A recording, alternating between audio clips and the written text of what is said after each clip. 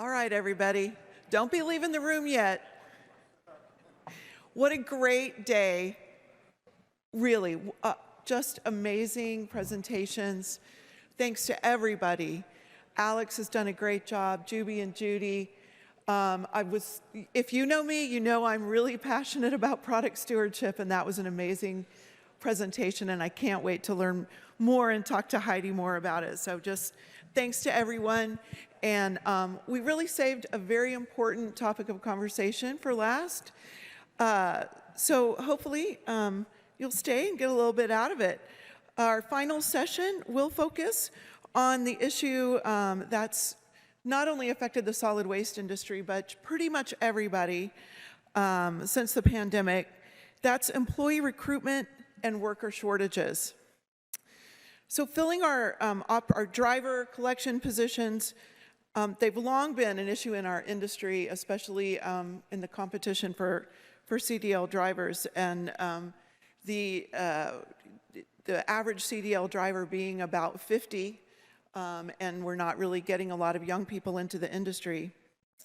So it was exacerbated by COVID, but it's not just those driver positions we need to fill. We're also looking for other skilled mechanics, equipment maintenance technicians, and other kinds of equipment operators.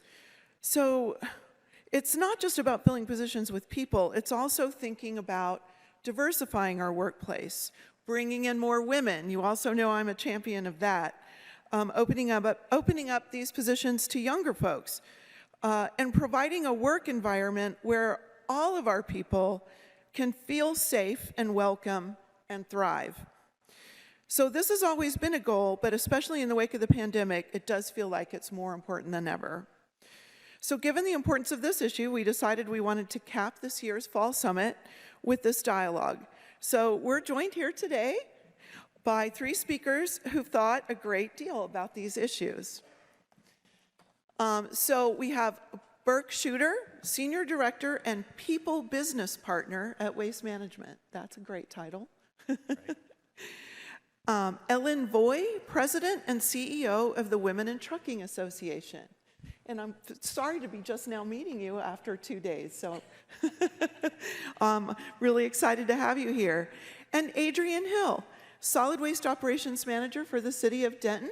So one of my old peeps, and I'm so proud to have him here. Thank you, Adrian. So I'm going to move over here and make it a little more casual, I think. All right, does this work? Okay. So let's start off with Burke. We have a question for you. So Waste Management invests a great deal in its workforce, and you've got an interesting way about framing how we need to be thinking not only about growing our workforce, but taking care of our workforce. So could you talk a bit about what you call the pillars of workforce development and how Waste Management approaches each of these pillars or categories? Sure, I'm happy to. And just to clarify, that long title is a really fancy way of saying HR guy.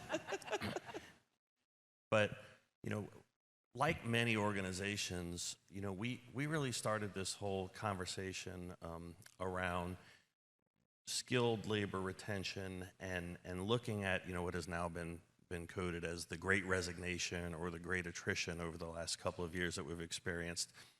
And we found ourselves in a really familiar position, and that is we do exit interviews where we talk to folks who are leaving our organization with varying degrees of success in having folks respond to those.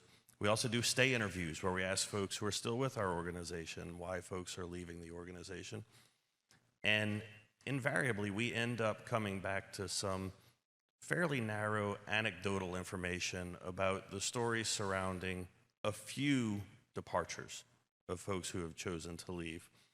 And what we decided was, rather than continually spending kind of 45 minutes of every hour that we discuss on the topic around that anecdotal information, was to be a bit more holistic in our approach and to really step back and to consider the things that we know cause people to leave organizations much more broadly, and then to assess our health as an organization to determine how we rank ourselves within each of those categories to help to motivate people to choose to stay, to want to stay with our organization. And what we identified as those pillars, really, it's certainly not rocket surgery. It's really more the coordination of a lot of common sense ideas. And it revolved around things like wages, evaluating each of the markets where we do business to determine whether we're competitive to market. Not necessarily even lead the market in a particular wage category, but are we competitive? Are we in the game? Because that really has to be table stakes. Looking at our working hours. Are we providing hours to our employees that balance or provide a work-life balance that we know that the workforce now desires, particularly when you consider, for the first time in my career, we've got 5 generations in the workforce right now. And there was a time where the vast majority of the representation there were in the baby boomer category. Well, now we're pushing 40% Gen Z and millennials in our organization. And that's a different value proposition when you consider the work-life balance that we're requiring of folks that work for us. We also then looked at our working conditions. Listen, that's the condition in the cab of the truck, obviously, when we're talking about CDL drivers, but it's also the conditions at our facilities. For instance, if we're trying to attract a more diverse driver workforce, do we have facilities for men and for women?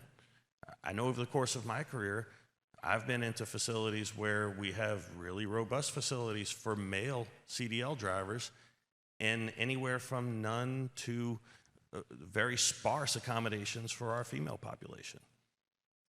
Then we looked at supervisor relationship. Are our supervisors, are the managers that work directly with our frontline employees who we're striving so hard to retain, are they building relationships? Are they establishing relationships that are founded on trust and caring that motivate people to want to work for them? Because we know the most direct linkage to people wanting to be with your organization is wanting to work with their supervisor. And then finally, we looked at our own accountability, how we hold our employees accountable. Are we setting parameters for responsibility that are either unattainable or driving folks away from our company? And really, based on those 5 categories, we stepped back and we said, rather than engaging about these very specific one-off instances of folks who left, let's look at ourselves honestly, reflectively, and actually evaluate the health of our organization as it pertains to those things, because any one of those categories could easily be a motivating factor for folks to choose to leave our organization. Wow, thank you. I very much agree, and that's what the millennials and the Gen Zers are telling us. And we're like, why doesn't anybody want to work anymore? Well, those are the things that they're telling us and what they're looking for. So that sounds great. Ellen, so as municipal solid waste leaders with staffs of hundreds, I don't have hundreds, but close, sometimes thousands, Los Angeles, wow, 1,700, I think is what Alex said. So we have a lot of folks in our organizations across the country. So how do we diversify our workforce, and very specifically, how can we open up the job of a collection driver to more women out there? Tell us what we don't know that we need to know.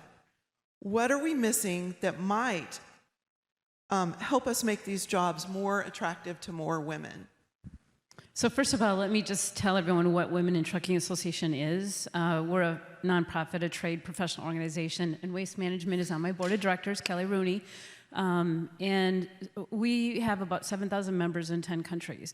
And so we're just trying to get more women involved in supply chain, whether that's, recycling and trash hauling or towing or whatever. So we represent all those. But some surprising things that you might not have thought of. So first of all, when Burke talked about restroom facilities, that's pretty common. In fact, I was on a meeting this morning.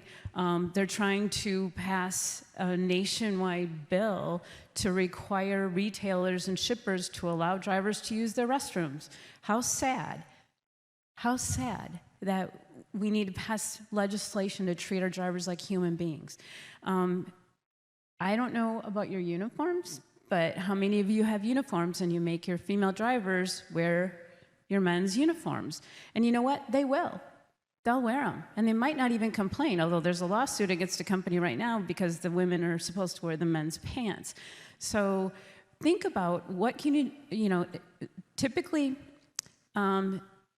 diversity should not be about making the minority comply with the majority, okay? So you have to sit down and ask your female drivers, what are we doing right? What are we doing wrong? I will tell you that women come into the industry for money because none of you pay your women less than men if they're driving a truck, I'm hoping, so they come in for money. They leave because they don't feel safe. So where are you sending your drivers? Is it an unsafe area? And if so, what can you do to provide them a more safe environment? The average age of a female driver, CDL holder, is about 50, like men. Typically, her children are grown. 83% of women who come into this industry do so because of the urging of a family member or friend. So think about that. That will flavor everything moving forward because it means that they already know what their lifestyle is like. And whether you're hauling trash, whether you're over the road, whether you're home delivery, whatever, they already know because their loved one has explained, what the job is like. So, and here's another interesting thing. We do a lot of surveys, and over 80% of the women CDL holders on our Facebook page have a motorcycle license. So think about what kind of woman would want to drive a truck. She's edgy, she doesn't mind being around men, she doesn't mind engines. So where are you recruiting these women? If you're recruiting them at your usual places, that might not be working. Maybe you need to go to a motorcycle rally, and have one of your female drivers on a charity run. So you have to ask your female drivers what you're doing right, what you could be doing differently. And I sit on meetings all the time, and it's amazing how simple some of the requests are. They'll say, well, I delivered to this place and they won't let me use the bathroom. So management needs to call that place and say, treat my driver like a human being. Let them use the restroom. So, I think I answered your question. Some surprising things and things that you need to do is basically ask them. Yeah, trash collectors on their routes are very aware of where they can stop and take those breaks. So I know that's really important. Yeah, it was Waste Management that I think was on Undercover Boss years ago, and all of a sudden everyone's calling me saying, hey, we've got these products. I'm like, oh, no. Yeah, I was thinking the same thing, Ellen, the infamous coffee can episode. Yep. So simple. Are there any other specific challenges that women face getting their CDL or moving into that position that men don't face? Well, I'm going to tell you that the biggest challenge is that women don't picture themselves in this industry. If any one of you asked a female, like, hey, Waste Management, you'll train them, right? And I send people to Waste Management all the time and say they will train you. They even have daycare centers. And women just don't picture themselves in your trucks. So we have to tell stories. We'll tell stories. We have a member of the month. We have a driver of the year, so that we can get them out there. We also have an image team that gives ride-alongs, and we give ride-alongs to the media, legislators and regulators, so that they can get a little taste of what it's like. I think we even had a Waste Management driver do a ride-along with media. But we need to tell their stories. And when I can get a female driver on a non-trucking, like we had Diane Sawyer, we gave her a ride, 2020. We also had a driver on the Megyn Kelly show before it was canceled. And she talked about how much she loves driving. And our phones just lit up. So we've got to get them out there telling their stories about what they love about the industry. That's great. Thank you. Okay, Adrian, one of the reasons we've named the panel so broadly is that addressing worker shortages isn't just a matter of recruiting new employees. We want to hold on to the employees we have, which is definitely another issue. Maybe deploy them in new ways, but absolutely keep them on board and hopefully happy. It takes a lot of money and time to get someone on board and to train them, right? So what are some of the ways the city of Denton has mitigated employee turnover? Well, thanks for having me here this evening. I got told a lot of times no, trying to fight for more money. Our CDL drivers were coming in at 1807. I got it raised up to 2187, so that helped recruit those new CDL drivers. And then based on your experience, if you had more than 5-10 years experience, then I could pay you anywhere from 2187 up to $31 an hour. Also, being over collections, you know, I'm over the commercial, residential, that's the front load, side load, roll-offs. So we have 3 different shifts, 3 different start times. We have 4 a.m., 6 a.m., and 6:30. Along with residential, work 410. So I was able to find that work relationship, family time, based on that person's time that they wanted to work. Instead of just losing that employee, if I had an opening or a vacancy in the other part of the department, then I can move them over. Also, updating our trucks. We have our trucks in a 5-year rotation so that we can keep up with technology. We recently switched to some crane carriers with low entry cabs for the older generation. Like she said, the average CDL driver is 50 years old. But yeah. Adrian, do you think that like the 410 schedule, does that attract people? I thought it did. For a while it did. I mean, I moved from, I started on the back of the rear load, and I was working Saturdays in commercial front load, and I moved to residential for a 4-day week. But now I see that now that we're still running rear loads, and we bring somebody in, they start on the yard waste on the back of that rear load, but they don't want to work with all the different types of weather, you know, the rain, the cold, hot. So now they want to go to the Now, wait, front you're load. in Texas. Right, I'm in Texas. Cold? I'm from Wisconsin. We'll tell you what cold is. Well, cold to us is like 50 degrees. I'm with you, Adrian. But yeah, give them that option. And a lot of them like to start at 4 a.m. in the morning, so they get off at noon and still have the whole day for their family. I had one recently, a crew leader step down back to driving so his wife could go to work in the evening and he can watch the kids. So yeah, it just depends on your lifestyle. If you like working early or you like working late. So maybe maybe it would be something to keep in mind to promote how typically solid waste departments do have varying schedules that could accommodate different needs for different times in your life. Okay, Burke, let's get your thoughts on this. What do you see as some of the reasons that employees, CDL drivers in particular, quit or leave, and what are some of the things that you're doing about it at Waste Management? You know, I'll stick with the theme of the hours of service. You know, we have certainly seen much more in the last couple of years that that folks demand a better work-life balance, and whether it's 410s or some other arrangement, we've really had to adapt our approach, kind of to the mindset of it's better to have a driver for 4 of the 5 days that you need them than for 0 of the 5 days that you need them, and so we've really had to rethink our own mindset around being flexible to kind of meet our employees where they are, and really sort of kind of back away from this mindset. And listen, it's difficult in an environment where you're dependent upon routing and you have to be able to rely on schedules to be able to really to work with that. And so we've had to get pretty creative in working with our employees to meet them sort of where they are and where they want to be from a work balance perspective. That's certainly been a huge component of some of the defection rate that we've seen. You know, the thing that I would say for sure is that there's no silver bullet answer or response to that question, and that's really why we took that broad-based approach, sort of evaluating all the primary factors, because there are different narratives within each and every one of those, ranging from wages to working conditions. I think about our Fort Worth, Texas, so near and dear to you, Adrian. You know, we've been able to attract about 14% of our workforce there are female, and really, Ellen, to your point earlier, so much of this starts with just going and talking to your employees.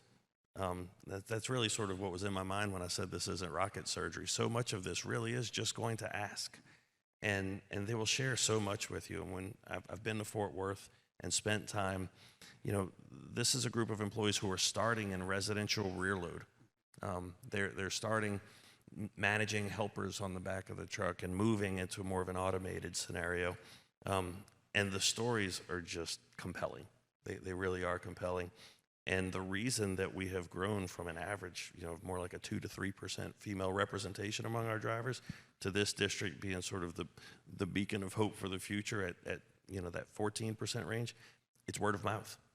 Is that they have told their stories to peer groups, whether it be at, you know, you mentioned motorcycle rallies, NASCAR events, you know, or another, and helped us to find where those labor markets are to help us tap into it. But it really is, it's ultimately, it's addressing holistically all of the different reasons that folks may choose to leave an organization and focusing maybe a bit less narrowly on why we believe that an individual may. And when you ask them, they feel valued. So true. As I can speak as a woman who's been in the workplace for many years. I've raised children, the children are grown, but I can tell you that years ago, you know, I read a study that showed one of the reasons women stay in a low-paying job is because the job offers them time flexibility. So if they get to a place where they're able, because so many times it's women who are expected to take off when the kid's sick, or, you know, get the kid to school, or all those things. I've really seen those things start to change, but that flexibility has been one of the things that's contributed to the gender gap. Would you agree with that, or how we can sort of address that for women? Absolutely. And I'm going to give kudos to Waste Management, again, because I know what you guys are doing, but they actually have daycare centers at some of their facilities because they know that the hours are odd, and, you know, how can you go to a daycare at 3 a.m, right? So they set up their own daycare. So it's knowing that the company cares about your family as well, but the flexibility is huge. And if you can say, I need to be off at 3 o'clock because I want to go to my kid's ball game or whatever, and I think that's one of the misconceptions that all of you need to overcome, because first of all, your drivers are home at least once a day, whether it's in the middle of the day or the middle of the night, and that's huge. And secondly, you're not running over the road. You know, it's a municipality or a region or something like that. So that's very attractive to women. And so I would espouse that. But the other thing, I'm gonna reiterate this again: women leave because of their personal safety. So if you are sending them to an area that isn't safe, you need to reconsider how you're going to protect them, whether it's cameras, whether it's protection in the truck, and, you know, buzzers, I don't know, whatever, but something that you need to do to make sure that their personal safety is ensured. So That's a great point, and I'm really glad you brought that up. I think men go through the world in a different way that women go through the world, and I just want to reiterate that. So Adrian, can you talk about some of the approaches that you're most proud of? Yeah, so I'm really proud of us, everybody that we hire, supervisor and above. It's a servant-style leadership. So we bring them in. We all have open-door policies. We treat the employee with respect, just like we'd want to be taught with respect. We show them appreciations through barbecues. Every quarter, we barbecue for them just to say thank you for what they do. Obviously, we need them a lot more than they need us, and that's what we try to let them know.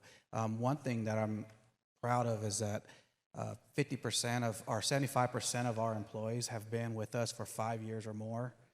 Oh, wow. I'm sorry, 75%, and then 50% of our employees have been there 10 years or more, and over 20 years is 10% of our current employees. Great. Yeah. So I mean, just treating them well, just treating them with respect, you know, and learn their families. Take the time to ask them, hey, how's your wife doing? How's your kids doing? You know, or husband. We don't have, so that's why I'm glad to be on the panel with you, because we got to find a way find some women because we have zero. We can help you with that. Thank you. All right. So this is a question for everyone, but I'll start with Adrian. What future programs are you working on or investing in to enhance employee recruitment and or retention? So currently we're working with our safety team trying to get a CDL, in-house CDL program so that we can go out to shelters and high schools and job fairs and hire, because we only hire CDL drivers. We have 7 positions that are non-CDL drivers, so we got to look for a way to bring somebody in that's non-CDL, train them, start out the high schools. You know, not everybody wants to go to college, so that's real big for me too, is to train these guys and let them know, hey, 20 years you can retire and you got great benefits for you and your family. We're also working with the local county to try to get a second chance group into helping us. So maybe we can get some women that way. I'm not sure. But yeah, I want to learn more and talk to you more about. But that's our main goal is what Eugene's my deputy director. Our goal is to get women. I think if you get one, they'll follow. And we just have to get that one. And we have. I've got one, so hopefully. So it's not that we don't hire them for any reason. We don't get the applications. Yeah, with zero. I swear, if I can get one application, I'm going to hire them. Yeah. All right, I'm coming. It's warm down there. I have a CDL, Adrian, so. Can I expound on that? Yeah, go ahead. So you're talking about expanding your pool, and this is really odd, but last week I was in Washington, D.C. at a Food Manufacturers Institute on a panel about diversifying your workforce, and they had someone on the panel with immigrants, refugees. There's a huge refugee group coming in and accommodating them, and someone on the panel with veterans. I'm sure you all want veterans, but one of the things we're getting, and so we have a portal on our website that we just created, I'm so proud of, so that any driver anywhere can come to our portal and ask questions, and a lot of it are videos, our image team, but one of the questions we've been getting a lot lately is for formerly incarcerated people. And Kelly Rooney from Waste Management, who's on my board, I said, Kelly, do you guys hire felons? And she goes, well, it depends on the felony. She goes, if it's for stealing, we don't care. They can take all the trash they want. But obviously for residential, you can't have a pedophile. I mean, revisit what your qualification standards are, and if you can hire formerly incarcerated women or men, they are very loyal typically and very want to have a job. And one more, because I know you're ready to say something, we were going to work with Waste Management, I think we still are, on going to shelters and helping women in shelters. And is that what you meant when you said that? See? And again, they'll be very loyal as long as they don't have drug and alcohol issues. You know, you've got to filter them out, but they'll be very loyal to have a job and have a good income. And so kind of think about where you're advertising and who you're trying to get. Yeah, I think if we was to get the in-house CDL program, we can go. I didn't want to say homeless shelters or women's shelters. I just wanted to be a shelter in general. One thing we are proud of is there was a homeless guy that he had lost his wife a year and a half ago, and he just took a downward turn and happened to come on through Labor Finders and worked a couple of weeks with us. And hey, do you have a license? Yeah. So we hired him without even knowing what was his struggle. And his struggle is that he lost his wife. You know, it wasn't that he was a drug addict or committed any crimes. He just lost his wife and he just became homeless. But now he's back on his feet. So, I mean, it's a great story, but that can be a story for any of us. You know, it's that one opportunity or one mistake that we make and we're back to where we first started. So, and you know, that's why I say you treat everybody like you want to be treated and learn their story. I think if you learn their story, you'll keep them around forever or a long time. It's remarkable that there are several common threads running through our organizations. You know, we do have a program called Individual Employment Pathways, our IEP program, where we actually focus on nonviolent crime offenders and helping them to reenter the workforce. This year, we've helped 200 people obtain their CDL through our organization, through our training schools that we have both in Phoenix and Florida, where we actually do We do help folks who join the organization without a CDL and have a desire to path their career towards driving, and we've been able to do some of that as well. So we really do have a lot of very similar themes running through our organizations. It's really kind of inspiring to see. Well, another one, I don't think I mentioned this, but there's a lot of drivers out there from the LGBTQIA community, and our conference is coming up in 2 weeks, and we actually have a panel that is being led by Dr. Jennifer Hurley, who runs Trans New York, to talk about being more accommodating, because the trucking industry is, at least in over-the-road trucking, is not. And they have a long ways to go. So, but what other trucking event are you going to see that kind of panel? And I'm really excited because I have a lot of friends in the LGBTQIA community, and they just want to do their job and be left alone. And you have jobs that will allow that. Yeah. All right. So let's say we leave this conversation fired up and ready to institute the best employee recruitment and retention program when we get back home. Where do we start? Burke, you've made the point that retention is a critical component of delivering service to our customers, so perhaps you can chime in and offer some practical tips to get started. 100%, absolutely. The primary starting point is go talk to your employees. Go ask your employees what it is that they value, what it is that would motivate them to stay with your organization, what it is that would motivate them to refer people to join your organization to help you solve for this. Make your employees part of the solution. You'll be shocked at how great the ideas that they have are, how practical they are, and how you can implement them. That's really for us been the absolute foundation, is taking the time to go show a little bit of confident humility and ask. Sometimes it's hard. Shirley, can I? Yeah. So what we recently done is we've brought the drivers in with the route. We have a routing software that's been a real big help. So we bring the drivers in now and let them make that decision. If you ask one driver what's wrong with your route, he's going to tell you everything. But if he's around all the other route drivers, it's going to make more sense. Hey, let's piece it this way. But if you ask that one person, he's going to try to give that other route driver. So bring them all in together. Let them make that decision. That way it's back on them. It's not, it didn't come from their supervisor or their manager. This is the way you have to run it. Ask them, and they'll let you know. I just lost. Remember at the beginning I said 83% of women who come into the industry do so at the urging of a family member or friend. It's typically a husband or boyfriend. So go ask your men if their sisters or wives or cousins or aunts or daughters would like to work for them. And I don't know if you pay bonuses for hiring or whatever, but I mean, let them help get them trained or maybe supervise over them or whatever. But I mean, if women are coming in because the men in their lives are telling them that this is a great job, what a great opportunity. And one other thing, Adrian, so we have a recruiting guide that talks about what words to use in an ad, you know, what graphics to use in an ad. If you only have men in your recruiting ads, then you're eliminating, you know, women want to look at someone who looks like them. And so put women in your recruiting ads, hopefully in a women's shirt, please. And also the other thing that your industry doesn't do as well, the whole trucking industry as a whole, we don't talk about the technology.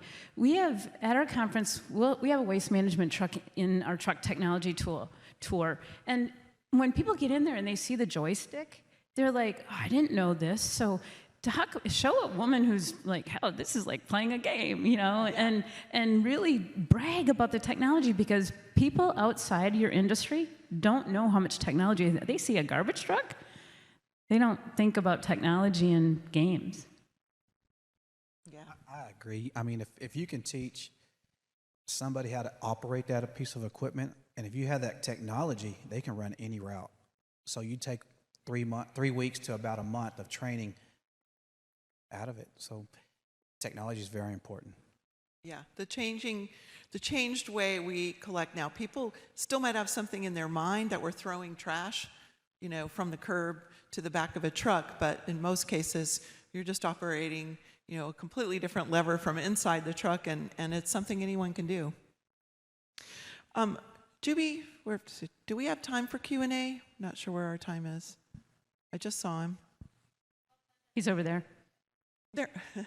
Well, and I want to just add a couple things about the next generation. So we created a Girl Scout patch that talks about supply chain. It's not necessarily for waste hauling vehicles, but it's talking about the grain from the field going to the bakery in a truck, bakery to packaging in a truck, that sort of thing. We also have a truck driver doll. And full disclosure, I actually bought my granddaughter a recycling truck for Christmas last year, and she plays with that. And because how else are we going to get the next generation if we aren't introducing them to careers in your area? So keep pushing it out there to the younger ones, and buy a Claire doll. You can find them on our website, womenintrucking.org.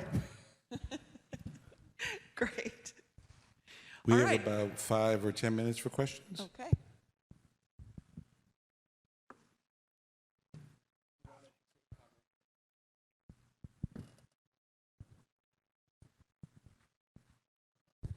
Hey, thank you. It's been a pleasure, all of you. Adrian, great job.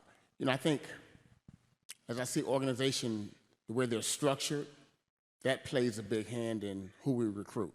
You said something instrumental about, you know, females coming in. We have, you know, we run our own landfill, so we bring day laborers in. And so when females come in, it's like, wait a minute, I can do this. But we don't see them. We encourage them to apply. We see them again when they come in on a ticket a little while later. Say, what happened? I don't see anyone who looks like me here. We want to kind of break that barrier and having them feel comfortable. Also, the way our collection methods. So 20, 30 years ago, we didn't have this problem, right? But it's upon us now. So we got to look at this difference. So let me give you an example. There's some larger communities who ran rear loaders in a lot of areas. That's labor intense. So that's going to distract even men and especially women. So those same organizations, one larger company I'm familiar with, a municipality, they're employing more claw trucks. Again, you talk about technology.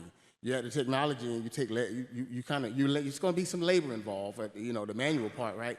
But you're putting more technology, joystick, hand-eye coordination, skill sets. They're using those skills versus the muscles. That's going to attract a lot of people. Because what will happen is if you're structured to where a pattern of growth starts with the most physical piece of equipment you have, they'll come in, but people won't last. So we have to look at the way our collection methods. Things have changed. So we got to advance with those changing times. You know, that's really such a great point, is that, you know, we've really got to focus on the manual nature of the work that we do. Because right now, broadly, the labor force is telling us that it is just not attracted to that kind of work. And so to the extent that we can rely on automation or that we can incorporate other technologies that help to reduce the need for those heavy labor roles, that helps, I would say, across the board in all forms of our recruitment. The other thing I would mention that I think you touched on a little bit is obviously we need to diversify the labor pool that we're selecting from, but where we can, one of the things that we've found has been particularly helpful is where we can diversify our decision makers on the panels that select the candidates that we're hiring. We simply find that a more diversified interview panel necessarily selects a more diverse group of employees out of the process. And I will tell you that women do look at companies to see if there's women in leadership, because they think if there's women in leadership, they're going to understand them. So to your point, yeah, visible women in leadership will attract more women at the front end. I would also want to add that if it is labor intense, if you can automate it, do it. But if you can't, then be honest and say, this is a tough job, but we know you can do it. And make sure they know what the requirements are. You know, if there's lifting required, well, this is what you need to do to lift. Because there are women out there who will say, I got this. You know, I don't have to work out at night because I worked out all day. You know, so if you're honest with them and say that it's going to be a tough job, but you've got this, you just be honest with them. If the fleet's manual shift, tell them. Not so much a question, but a disappointing story. I appreciated your bringing up the idea of second chance employees, as I had a young man who was with me for about 3 years, and a mistake he made before he came with us caught up to him. And largely because he had become addicted to prescription opiates, and then started buying street drugs, and then started selling street drugs so that he could finance his purchases. And he was a great employee and was clean when he joined us, and remained clean. So he went to prison for 13 months because one of the people we sold drugs to happened to be an FBI agent.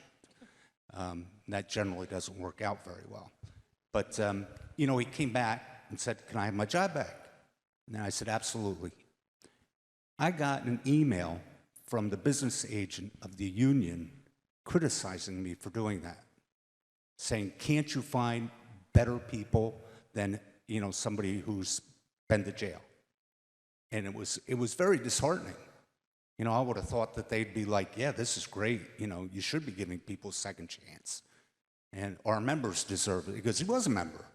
Our members deserve a second chance. So there's still, in this day and age, a lot of prejudices out there to overcome. And the guy's probably my best employee today. Good for you. Yeah. Great story. It was the right thing to do. Yeah, the one thing I would say to that is, certainly there's a balance. We have to protect our communities, and particularly the communities where we're present. But we also have to take a common sense approach to ensure that particularly things like nonviolent crime isn't a life sentence for someone from a career perspective. The truth is, we have very appealing, very attractive, well-paying, skilled jobs to offer the communities where we exist. And frankly, just blanketly excluding an entire portion of the labor force would be ill-advised of us. And I think you've given us a pretty compelling reason to say that it could also be immoral. No, unfortunately, a lot of governments, municipalities, they have pretty strict rules. And I know the city of Denton did. I don't know if they've changed it. But that's one of the things that we have to look at, because we set the bar incredibly high, and then we go, why don't we have any employees? So that definitely has to be something that changes. All right, well, I think we're running out of time.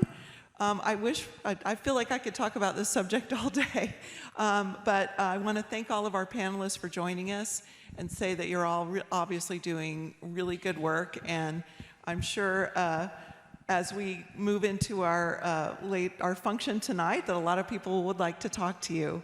So I don't know if Alex or Juby or someone's going to come up and give us our marching orders for the rest of the evening. Thank you, everyone.